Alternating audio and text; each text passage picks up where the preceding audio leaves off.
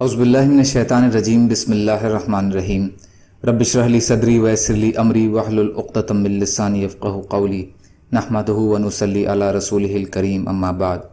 فضائل اعمال، فضائل رمضان، اعتکاف کے بیان میں مسئلہ: مرد کے لیے سب سے افضل جگہ مسجد مکہ ہے، پھر مسجد مدینہ منورہ، پھر مسجد بیت المقدس، ان کے بعد مسجد جامعہ، پھر اپنی مسجد۔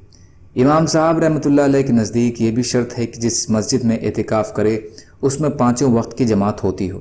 صاحبین کے نزدیک شرعی مسجد ہونا کافی ہے، اگرچہ جماعت نہ ہوتی ہو۔ عورت کے لیے اپنے گھر کی مسجد میں اعتکاف کرنا چاہیے۔ اگر گھر میں کوئی جگہ مسجد کے نام سے متعین نہیں ہو تو کسی کونے کو اس کے لیے مخصوص کرے۔ عورتوں کے لیے اعتکاف بنسبت مردوں کے زیادہ سہل ہے کہ گھر میں بیٹھے بیٹھے کاروبار بھی گھر کی لڑکیوں وغیرہ سے لیتی رہیں اور مفت کا ثواب بھی حاصل کرتی رہیں، مگر اس کے باوجود عورتیں اس سنت سے گویا بالکل محروم رہتی ہیں۔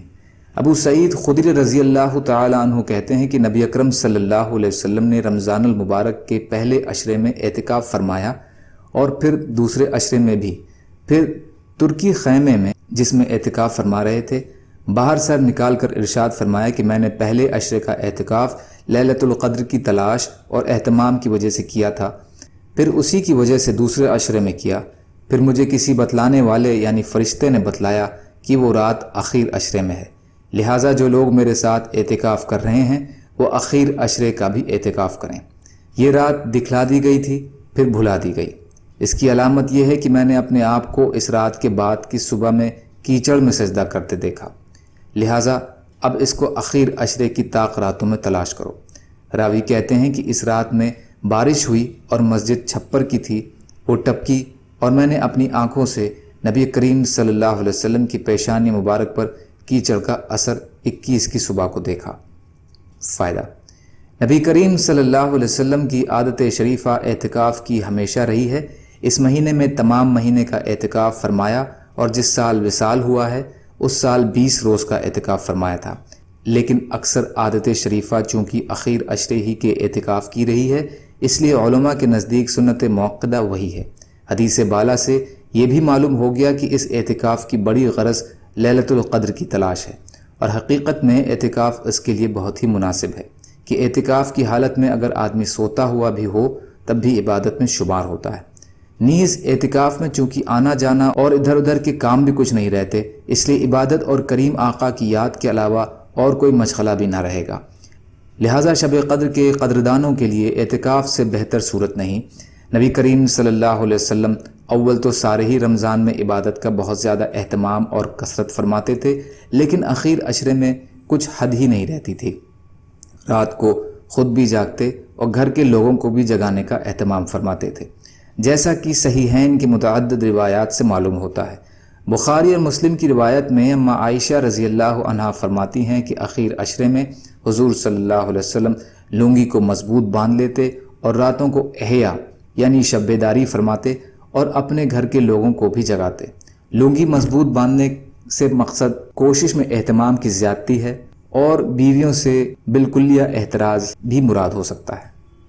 نبی کریم صلی اللہ علیہ وسلم کا ارشاد ہے کہ معتکف گناہوں سے محفوظ رہتا ہے اور اس کے لیے نیکیاں اتنی ہی لکھی جاتی ہیں جتنی کرنے والے کے لیے۔ فائدہ: 2 مخصوص نفع اعتکاف کے اس حدیث میں ارشاد فرمائے گئے ہیں۔ ایک یہ کہ اعتکاف کی وجہ سے گناہوں سے حفاظت ہو جاتی ہے، ورنہ بسا اوقات کوتاہی اور لغزش سے کچھ اسباب ایسے پیدا ہو جاتے ہیں اس میں آدمی گناہ میں مبتلا ہو جاتا ہے، اور ایسے متبرک وقت میں معصیت کا ہو جانا کس قدر ظلم عظیم ہے۔ اعتکاف کی وجہ سے ان سے امن اور حفاظت رہتی ہے۔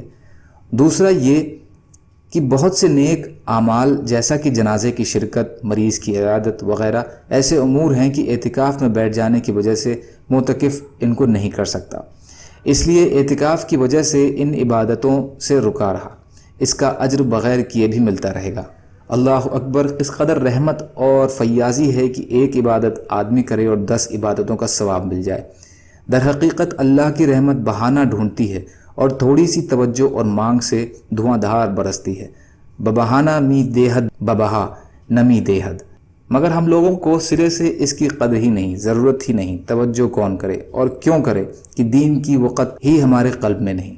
اس کے الطاف تو ہیں عام شہیدی سب پر، تجھ سے کیا ضد تھی اگر تو کسی قابل ہوتا۔